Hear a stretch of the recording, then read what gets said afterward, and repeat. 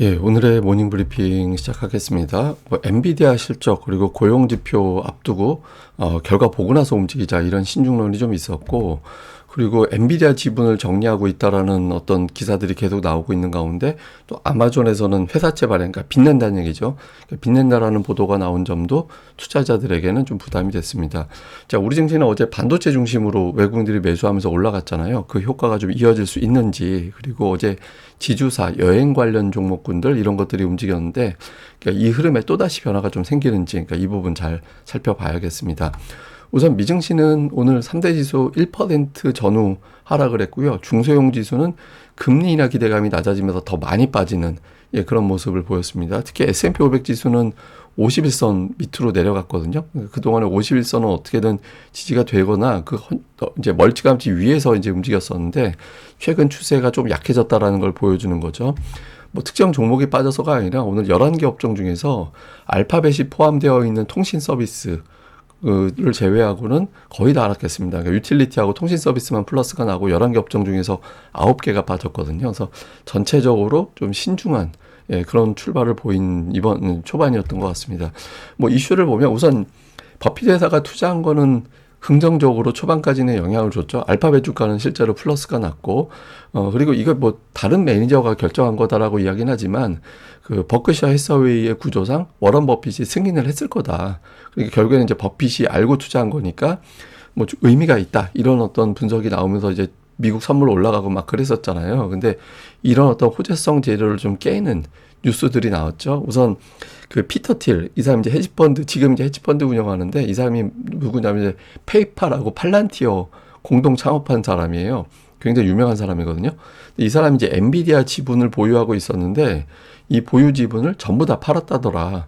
그러니까 약 54만 주 정도. 금액으로 치면 큰 돈은 아닌데, 어쨌든 상징적 의미, 그러니까 소프트뱅크에 이어서 피터 틸도 다 정리했다네? 그러면 고점인가? 그러니까 이런 걱정을 좀 하게 만들죠. 그래서 이런 점이 투자자들에겐 부담이 됐고, 또 아마존이 AI 투자하기 위해서 회사채를 150억 달러 발행한다. 이게 이제 지난달부터 시작을 생각을 해보면 메타, 그 뭐 이런 기업들부터 시작을 해가지고 계속해서 이제 회사채 발행하는 기업들이 늘어나잖아요. 그러니까 회사채 발행한다는 얘기는 쉽게 이야기해서 돈 빌린다는 얘기예요. 그래서 돈을 자꾸 빌려서 빚을 늘린다는 얘기니까 이렇게 되면 재무 문제를 걱정해야 되나? 또 이렇게 이제 투자자들이 생각을 하게 되죠. 그래서 이 부분에 대해서도 좀 신중해졌고, 그리고 금리에 대해서도 필립 제퍼슨 부의장이 금리 추가 인할 여력은 있다. 근데 지금은 중립 금리에 근접했기 때문에 신중해야 된다. 그래서 약간 좀 신중하게 발언했습니다. 물론 이제 마감하기 직전에 이제 크리스토퍼 월러는 고용지표도 불안하고 저소득층 소비도 위축되고 있다. 이거 감안하면 금리 내려야 돼.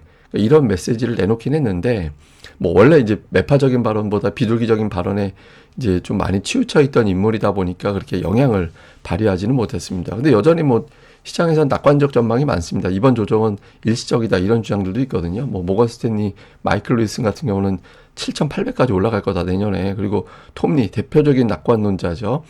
11월 초반에 원래 고전할 거라고 생각을 했고, 아직까지 변수는 남아있지만 결국엔 S&P 500 7,000 넘길 거다, 그러니까 이런 주장을 하기도 했습니다. 근데 당장은 엔비디아 실적, 그리고 이번 주에 고용지표도 나오게 될 거고, 그 연준 인사들이 계속 신중하게 발언하잖아요. 그러다 보니까 지금은 아예 그냥 동결 확률이 55, 그리고 인하 확률은 45. 그러니까 이제 동결 쪽으로 거의 무게가 실렸고, 그러니까 이 점이 이제 투자자들에게는 금리 내릴 줄 알았는데, 내릴 거 생각하고 주식을 많이 샀었는데, 이렇게 생각했던 일부 투자자들이 이제 물량을 정리하는 그런 계기로 작동이 된 것 같습니다.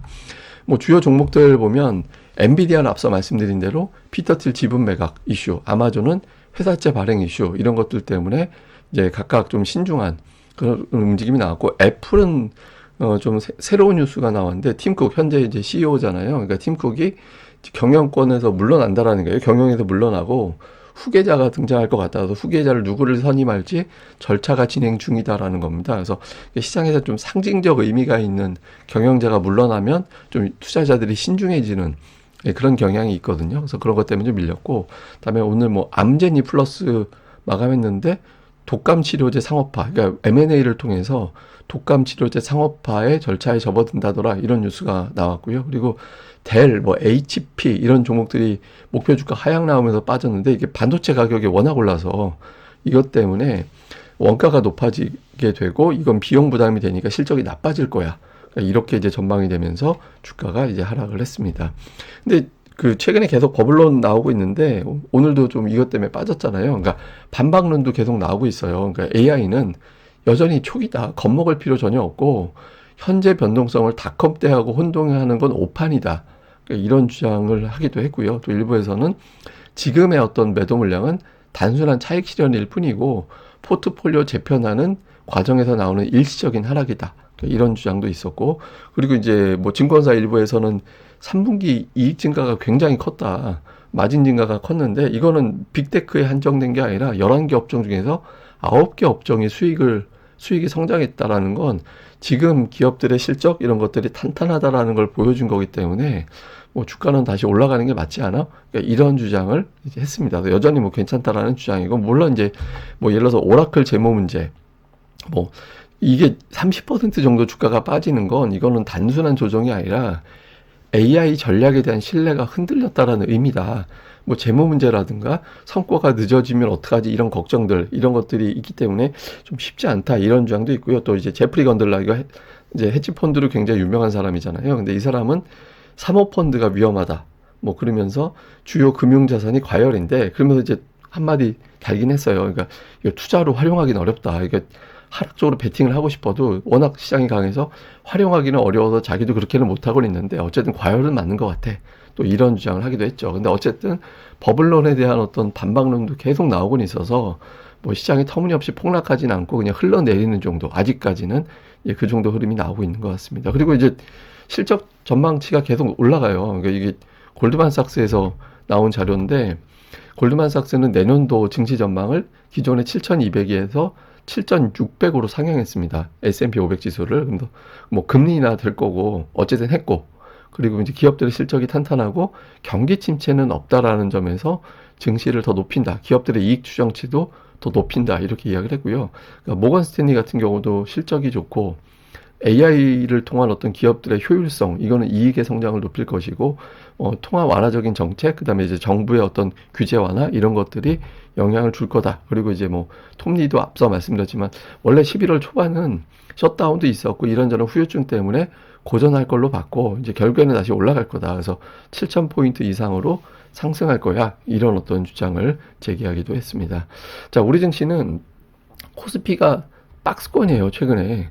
예, 하단 3,900, 상단 4,200. 그러니까 3,300포인트면 굉장히 범위가 넓은 건데 지금이 4,000포인트 시대다 보니까 이제 이 박스권 범위도 좀 넓어졌죠. 근데 어쨌든 이 범위에서 11월에는 계속 움직이고 있거든요. 그리고 이제 근데 월요일에는 또 강해서 우리가 또 기대를 걸었다가 화요일에는 또 어정쩡하게 이제 올라갔잖아요. 그래서 뭐 월요일에 올라간 거 그대로 토해낸 적도 있었고, 그러니까 월요일에 일단 올라갔다고 해서 주식시장이 무조건 좋다 이렇게 판단하기에는 최근에 증시도 박스권이고 이제 화요일 이후에는 시장이 좀 변동성이 컸고 이런 것들 때문에 좀 시장은 그냥 지금 변동성 자리구나 이렇게 보는 게 조금 더 합리적인 것 같습니다.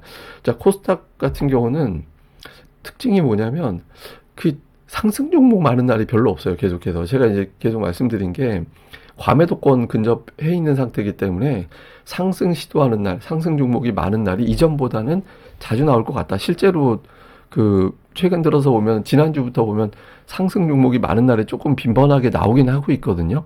뭐 많아진 건 맞죠. 근데 11월 전체로 보면 상승한 날이 6일이고 하락한 날이 5일이에요. 결국엔 제자리거든요.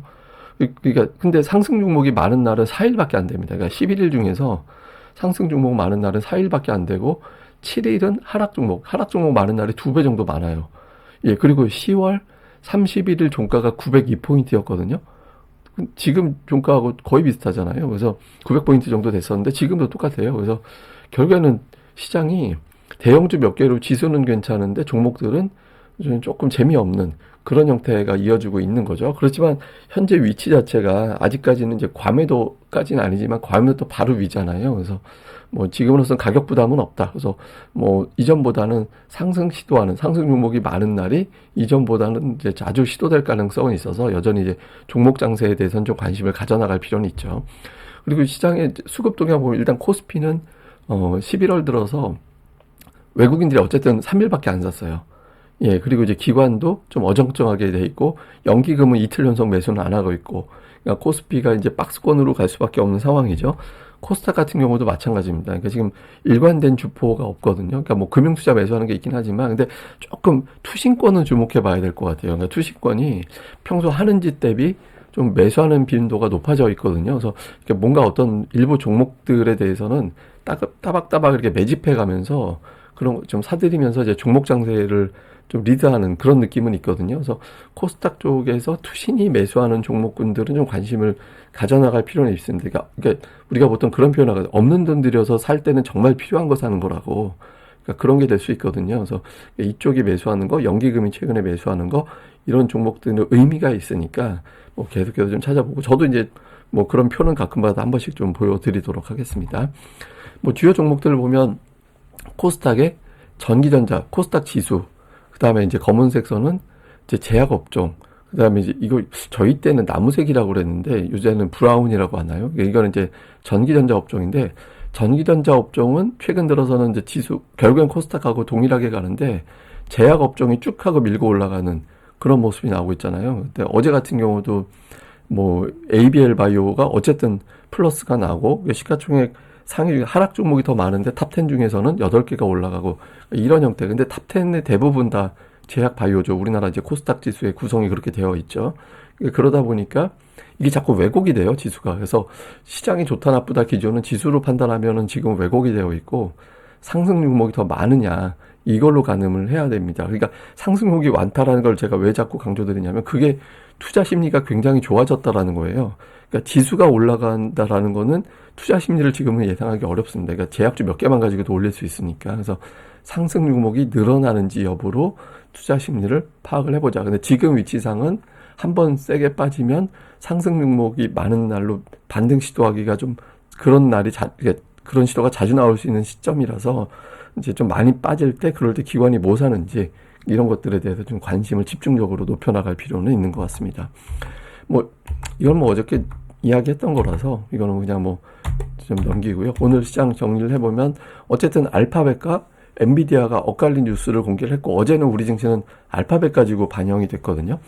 예, 이거 가지고 이제 반응이 됐는데, 오늘은 또 이제 안 좋은 뉴스들이 나왔죠. 이거를 또 이제 초반에 반영을 할 겁니다. 근데 어제 외국인들 기세라든가 이런 것들은 제법 반도체 매수를 세게 했잖아요. 그게 그냥 월요일에 매수하는 단타, 그러니까 한머니 자금이냐 아니면 중기적 자금이 알고 보니 실적이 너무 좋잖아 라고 해서 이제 오후장까지 매수가 되는지, 오전보다 오후에 어떤 흐름이 바뀌는지, 요게 되게 중요할 것 같고요. 그리고 조금 금리나 신중론도 이제 변수인데, 최근에 중국하고 일본하고 갈등이 빚어지고 있거든요. 근데 이게 애매해요, 상황이. 왜냐면 이제 중국인들이 일본으로 관광 안 가고 우리나라로 온다. 그럼 관광 관련된 기업들의 주가가 어제 올라가고 이런 식으로 반응이 됐잖아요.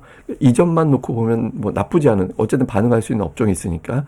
근데 한편으로 보면 저게 일본 엔화를 막 환율을 급등을 시킨다든가 이렇게 되면서 외환시장이라든가 이런 변수로 가동이 될 수도 있거든요. 지금 당장은 뭐 그 단계는 아닌 것 같긴 한데, 어쨌든 이게 어떤 변수가 되는지 좀 볼 필요가 있고, 또 외국인들이 어제 반도체 중심으로 굉장히 세게 매수했는데 반도체만 매수했잖아요. 또 한편으로 보면.